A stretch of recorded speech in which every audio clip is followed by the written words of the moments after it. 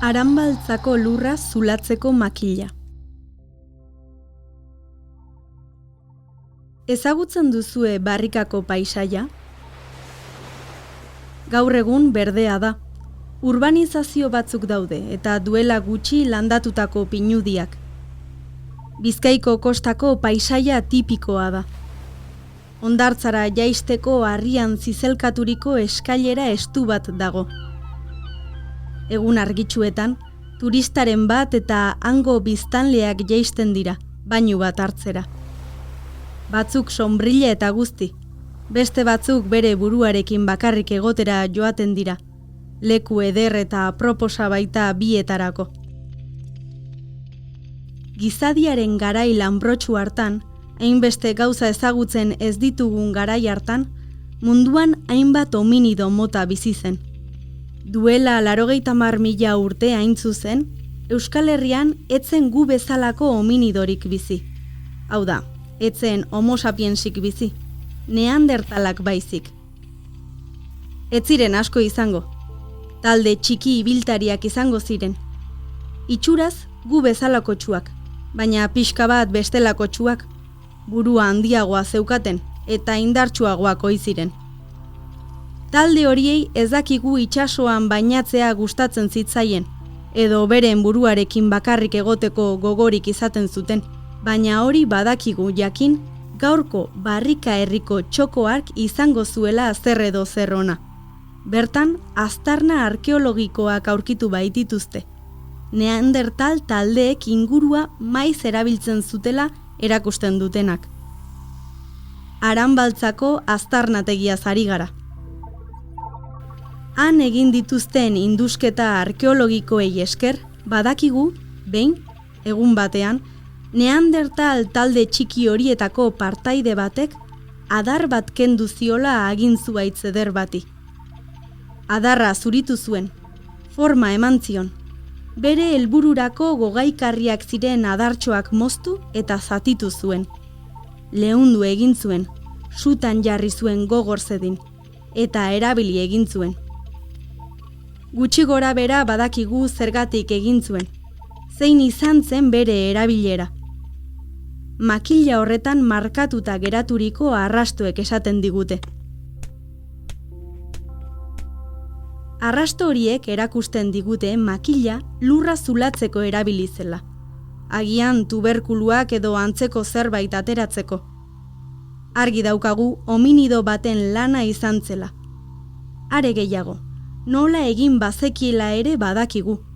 Norbaitek kontatuta zekien egiten. Norbaitek erakutsita. Ez hori bakarrik. Barrikakoa Euskal Herrian aurkitutako egurrezko tresnarik zaharrena da. Paleolito ertainetik. Hau da, duela 90.000 urtetik, oso zaila baita egurrezko tresnek bizirautea. Gizaki horren irudia, makila bat txukuntzen duen hankabiko baten irudia alegia, oso urrun dago ohiko ehiztariaren iruditik, ez duzue uste? Ez dago bortxarik irudi hartan, biziraupeneko indarra soilik. Batzuetan, garai hartako irudiak lotzen ditugu zailtasunarekin, arriskuarekin, borrokarekin eta kobazulo bazter ilun batzuetan bizi zen jendearekin. Bada, barrikakoak irudimenari eskaintzen dizkion gizakiak urrun daude larritasun horretatik. Aitzitik, eserita imaginatzen duzu. Egun eguzkitsu eta argi batean. Lasai, kontzentratuta. Bere makilari taxu erabilgarria eman nahian. Agian aldamenetik begira izango du besteren bat. Beste gizaki txiki bat agian, taldeko ume bat edo. Begira, bai, ikasten. Ez du ematen ezer bereziki garrantzitsua. Ez du ematen nabarmentzeko moduko ekintza. Bat zerbait prestatzen ari den bitartean, beste bat ari begira. Bestearen ondoan egonean bezala, ari begira. Ikasten, berrikasten, entzuten, eta gero, bera ere proba egiten, eta bera ere huts egiten, eta atzera berriro saiatzen. Gure historian barrena milioika adibide berdin aurki ditzakegu. Baina agian ez gara kontziente begirada horren garrantziaz. Alabaina, hor dago gizakiaren mamia. Azkar ikasten dugu, eta ikusten duguna hausnartu egiten dugu. Pertsonalki interpretatzen dugu, edo berrinterpretatu, eta ikasitakoaren gainean sortzen dugu gerora ere. Zorteduna gara, eta makila xumearen muinera joan gara, pertsona egiten gaituen horren mamira. Agian, 100 adar xautuko zituen harik eta gogoan zeukan horretara iritsi arte. Ez etxi, egingo duzu azkenean. Irudi horren atzean gurea den zerbait aurkitzen dugu. Lanbro horretan gurea den zerbait dago. Ez duzu uste? Keinu batean humanitatea aurkitu ahal dugu.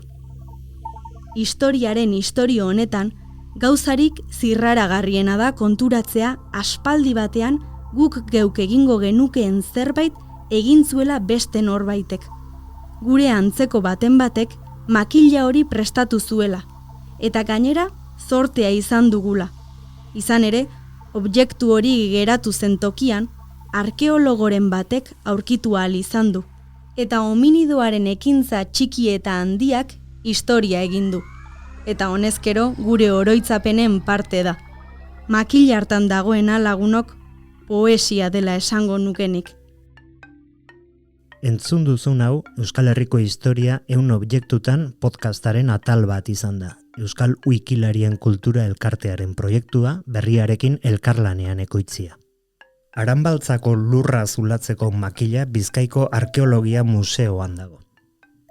Atal honen gidoia Zira Cresporena da eta Intza Alkainen ahotsean entzun duzu. Sintonia eta soinuteria Nagore Etxabe Antuxunak egin du. Informazio gehiago 100objektu.eus webgunean.